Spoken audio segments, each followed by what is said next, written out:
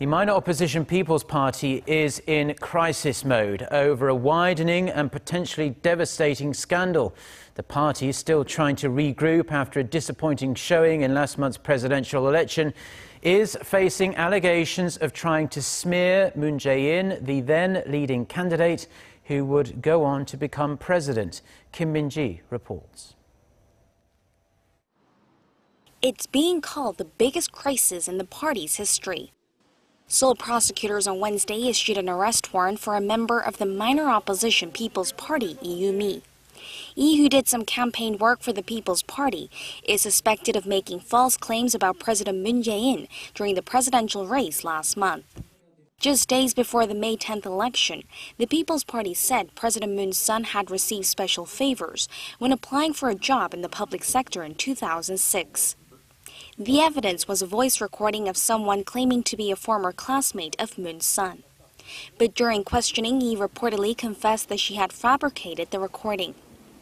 Prosecutors want to know whether the People's Party itself was involved. They raided Mi's workplace and the home of another, Lee Jun-seo, a former member of the party's decision-making body, and who some reports say may also have played a role in the scandal. The People's Party for now have said that they see this as an independent act.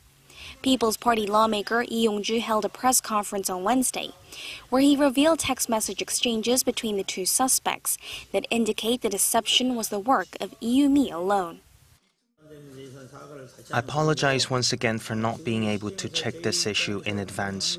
One thing that's sure at this point is that the messages exchanged between the two show that they weren't colluding, and that Lee Jun-seo did not know the claims were false. Rival parties are demanding that the party's former leader and presidential candidate An Cheol-soo make a statement on the matter. An at one point was seen as a strong rival of President Moon's, polls showing him neck and neck in the early stages of the race.